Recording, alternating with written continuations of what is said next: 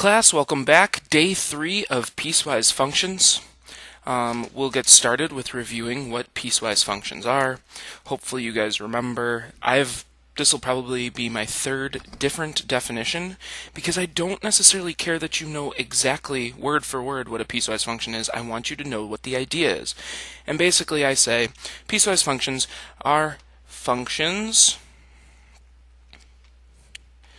that are made up of pieces, right? Pieces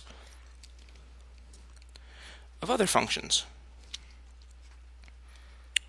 All right, we know we can have lines, we can have parabolas, we can even have like absolute values, square root, cube, like we can have all of that. But we just want to know that it's pieces, all right? And then the other thing that I keep saying, there cannot be overlap. And again, if there was overlap, then it wouldn't be a function, then it would not pass the vertical line test. So let's jump right into a couple of examples here where we are not going to be graphing, but instead we are going to be writing the piecewise function. All right, so I see three pieces, which means when I set up this goofy looking piecewise function, I need to leave space for three things. All right, 1, 2, 3. And then the other thing to know is we are always going to kind of do like a comma. Some people do semicolons, but the next part, remember, kind of defines where each piece is occurring. All right, so now that we have this set up, we need to start taking a look. All right, first piece right here. I know that I have a boundary right here at -2. All right, so I know that this piece is only going to go from, what is that, -2, -3, -4, -5. All right, I know that this piece is only going from -5. All right, now I left the symbols out. We have to be careful here. These are closed circles, and hopefully you guys remember if we have closed circles, then we have less than or equal to, less than or equal to. Oh my gosh, I put a 5. I'm so sorry. -2. -2. That's bad. Right off the bat, I'm making errors. Okay. So we know that this piece is only going from -5 to -2. So that's good. Now we need to know what the function is there, though. So we have a couple of options. First thing I would say is, well, I know I have a slope of -2. All right, I know I have a slope of -2, so I definitely know that this is going to be -2x. After that, I want you to understand you have options for finding the b value here. You have options. If you want, you can kind of continue with the slope, right? Down 2 over 1, down 2 over 1, down 2 over 1. All right, right here is 1, 2, 3, 4, 5, -5. -5. So I know that it will be -5. What if we didn't want to do that? Or what if that y-intercept wasn't nice? What if it wasn't going to be on the graph? Well, remember we can also say this. Y equals mx plus b. And what? We can use any point we want. Let's say, how about this one right here at -3, 1? If I use that, well then, I can say 1 is equal to -2 times -3 plus b, or 1 equals 6 plus b. Sorry, that's a 6. And lastly, b equals -5, just like what we thought. Okay, so you have multiple options with lines. Kind of like you have multiple options for graphing linear functions. Same thing with finding the equations. All right, so that's good. Now we move on to the next piece. This next piece, nice and easy, right?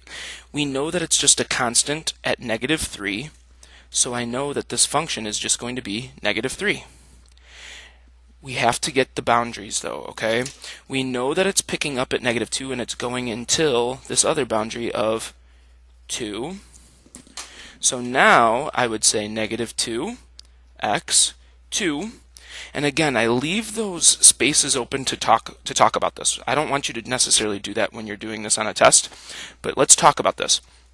This is an open circle.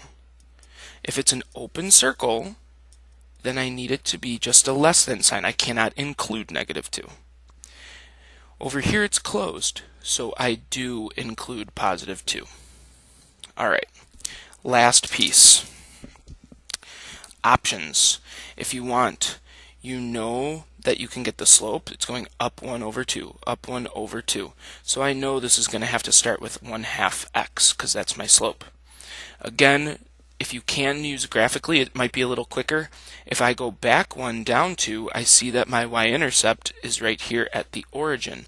So it would be +0, or do I have to write anything at all? No, I don't have to write anything because my b value is 0.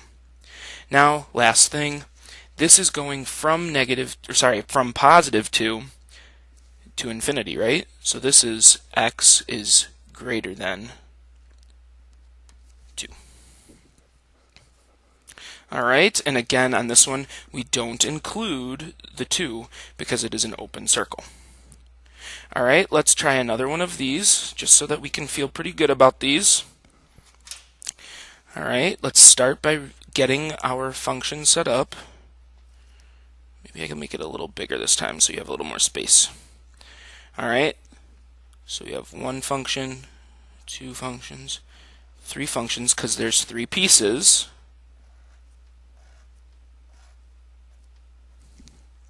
And now we just have to get to work on finding these equations.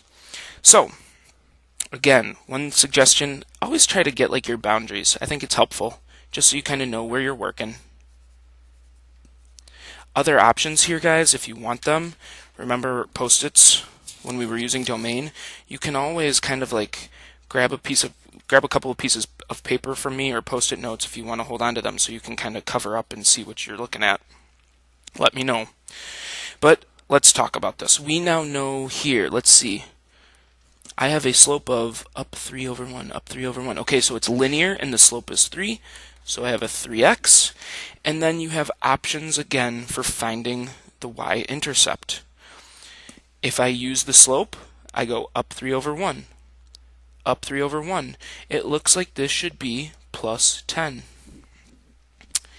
Now, just to kind of double check and make sure and show those of you that want to use the other method, I knew that I was using y equals mx plus b because it's a line.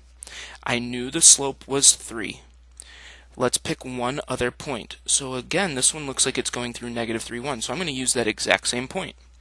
So if I plug in -3, 1 and a slope of 3, well, 1 equals 3 times -3 plus b, or 1 equals -9 plus b, or 10 equals b, which is exactly what we thought would happen. Okay, so there we have it. Now, we need to get the domain aspect of it. It looks like it is going from -infinity to -2. Now on this one, guys, I want to show you that you can still use your interval notation. So I'm okay with you using either or if I don't specify. There might be times where I do specify that you want interval notation. So this is a good example of when you would use interval notation. Well, it's going from -infinity to -2. So -infinity, -2, we know we always put a parenthesis on an infinity. This is a closed circle, so I bracket. Cool. Next one. Ooh, not a line. Here's our first experience with writing an equation without a line. This is a parabola. It's actually pretty nice though, right? We know that it is centered right at the origin, so there's no shifting left or right. It's not flipped. And it also, guys, if you notice, it's following a normal growth pattern. It's going over 1, up 1. Over 1, up 3. So guys, this is nice and easy. It's just x squared. There's no transformations at all occurring. Now, we do have to figure out it's going from -2 to 2, and we close it. Okay? I don't know if I would be a stickler on this. Guys, there's not an open circle there, so I would just include it in both and call it a day. I know, I mean, technically it's fine because both of these functions work at this point, so it's okay to include the negative 2 in both. All right? All right. Last part. We have one more section of graph. This is nice. It's just a constant at 1, 2, 3, 4, 5 at y equals 5. And we know that it is going from positive 2 to infinity. So we put our 2, we put our infinity. We know we always put an open parenthesis on the infinities. We also have to put an open on the 2. Why? Because it is an open circle. All right?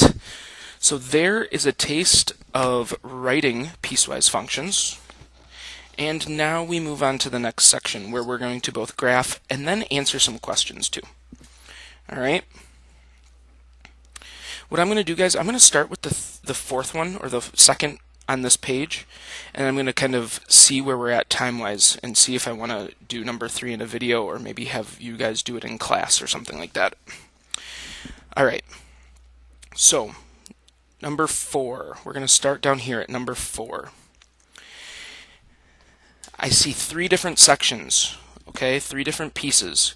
I know my boundaries. I'm just going to mark those right now. I have negative infinity to 2. I have 2 to 6. 3, 4, 5, 6. All right. So I'm just going to put those boundaries in right now so we have an idea of where we're looking. Okay.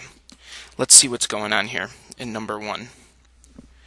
So, or in our first piece, I should say. In the first piece, I have a parabola. This is good. We know this. However, we also know what's going on. It's shifted 1 to the right.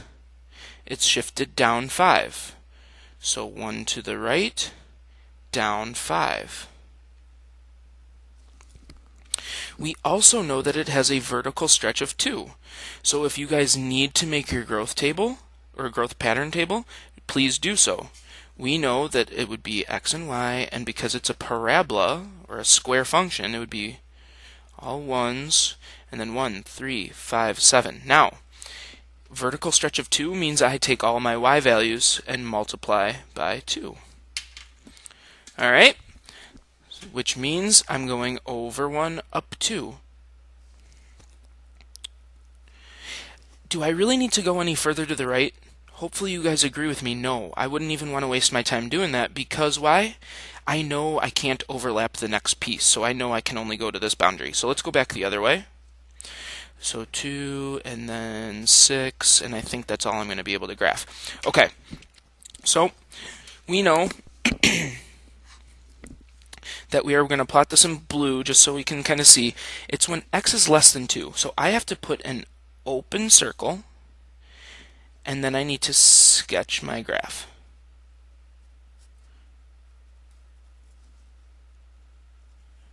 Something like that.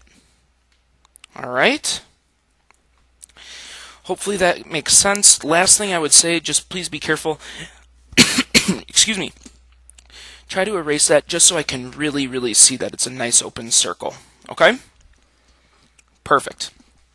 Second section. We have a what? We have a line. We have a line now, so this is nice. We have options.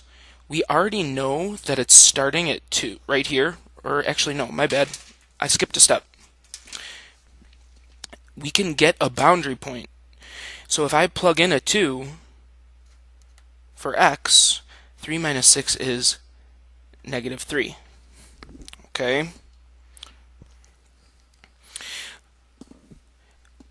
So now that I know that it's going to start, right, on the left boundary of this section, it's going to start at 2, negative 3. Well, I know I'm right here at 2, negative 3, and then we can use the slope of 3 halves. So I would go up 3 over 2, up 3 over 2. Now please be careful. I know that I'm going to sketch something like this, but I need to kind of be careful. What am I going to do? What kind of, am I going to have a filled-in bubble or a closed bubble is what I'm basically trying to ask. It's going to be open because it is not including 6. So I need to leave an open bubble, something like that. remember, guys, if you don't feel comfortable using a point and the slope, you can always plot the original line. If I went down on my y-intercept to 6 and then used a slope of 3/2, I would get the exact same thing. Alright, so it's kind of up to you. If you want to get to the y-intercept and then use slope from there, please do so. If you want to get a point, please do so. I'm okay with either option. Last section, and actually let me underline this purple so you guys can understand what I'm doing here. Alright, last section I'm going to do in red. This is a square root function. We have a bunch of stuff going on here. We know that this thing is moving left 3 and up 9. Well, left 3 and up 9, that's right here. That is definitely not in the right section, right? That's overlap, overlap, overlap. Can't do it. What we can do, though, is we can use our growth pattern to get some other points. Alright, let's use our growth pattern, and I'm going to do this one over here. And actually, just so you guys can stay organized, I'm going to box this in blue so you know that that was for my parabola. And now I'm going to do this one, and then I'll box it in red. So, this is a square root, which is 1, 1, 3, 1, 5, 1, 7, 1, etc. I'll box this in red so you guys know that I'm talking about the square root portion, okay? Are there any stretches that we have to take into consideration? No, there are not, but there is this negative out in front, which means what? I'm not going up and to the right, I'm going down and to the right. So let's use our growth pattern going down and to the right. Over 1, down 1. Over 3, down 1. Over 5, down 1. I can't even plot anymore. 4, 5, 6, 7, something like that. Okay? So now if we were plotting this entire function, we would have to start here and we'd have to sketch our line, right? But what do we know is happening? We know that this function is only occurring when x is greater than 6. So I don't care about this, or this, or this, or this, or this, or this. I don't care about any of this until right here. Why did I put an open circle? Because it does not include 6. So now I would sketch my function something like that. Alright? Last thing I would do, just clean everything up. Get rid of these points. You didn't use them. They're no good to you. And that looks like a pretty nice piecewise function. Now that we were able to graph this, I want you to be able to answer questions about it as well. So let's take a look and see what I mean by that. Alright, letter A. It's asking us to find f of 0. F of 0, I guess my first question is 0 less than 2? Is it between 2 and 6, or is it greater than 6? 0 is, hopefully we all agree, less than 2. So you have to use this section of your graph, or this equation if you were going to use the equation. But if we have the graph, let's just use it. F of 0 means I need to go to where x is 0, and I see that I'm right here at negative 3. Beautiful. What would happen if I plugged in 0 into the correct equation, or correct function, I should say? 0 minus 1 is negative 1. Negative 1 squared is 1. 2 times 1 is 2. 2 minus 5 is negative 3. So it works either way. Great. F of 1. F of 1, it is still less than 2, right? Or I shouldn't say f of 1. 1 is still less than 2. So my x value is still less than 2. So I'm still using this first piece. F of 1 is right down here at negative 5. F of 2. F of 2. This is a good one. I like this question. F of 2 is right down here. But if you notice, we put an open circle for both the blue and technically for the purple, right? Because 2 was never included. So what are we going to say here? No solution. F of 2 does not exist. Alright, the domain, we know how to do this. Be very careful when you do it, however. Again, if you need a piece of paper or maybe use like a pen, remember domain is always x's. So notice this arrow that's kind of going up and to the left means that this is left forever, so negative infinity. And what happens? Goes on, all the way to 2. There is a hole at 2, and it never is filled in anywhere else, so there's a gap in our domain. But it picks right back up on the other side. And then from 2, it goes to 6, but again, there is a gap in the domain. There is no x value of 6, so I need to write about that. It picks right back up on the other side of 6, and then it goes on forever.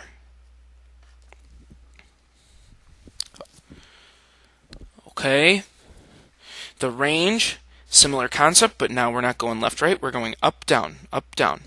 So we take a look. Our lowest value, there was a filled-in circle or an actual point down here at 1, -5. So our range is going to start at -5, and we're going to bracket it because it is included. And then what happens? We go up. All right, we have an open circle here, but we have a y value of -3 here, so we do not stop. We don't stop, we don't stop, we don't stop, we don't stop here. And we technically go up forever. All right, now the very last question. The very last question, is f continuous on its domain? What I want you guys to think about here with continuous is, can you or are you keeping your pencil down when you're graphing this? Okay, so for example, let me give you an example of something that is continuous. All right, if I drew something like this, arrow, and then one of these, boom, boom, boom. Okay, did you see how I never, ever, ever picked up my pen? This is continuous.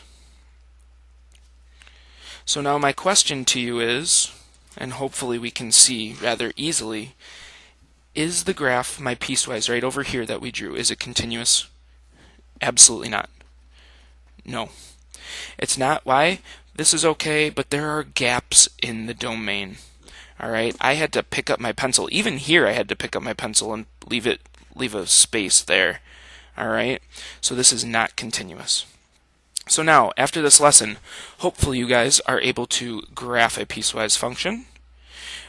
Hopefully we can write an equation of a piecewise graph, which is what we did on the first page. And then, of course, we can use a piecewise graph to find points, domain, range, and determine if continuous. All right, this is what I'm going to say. I'm not going to do this other example right now just because my video is already long enough and I don't want you guys screaming at me. My expectation for class is that you at least try to graph this last one, okay? If you don't end up doing the letters, the questions, though I think you can, then that is okay. But I want you to try and graph this last one for class. All right? Have a great day.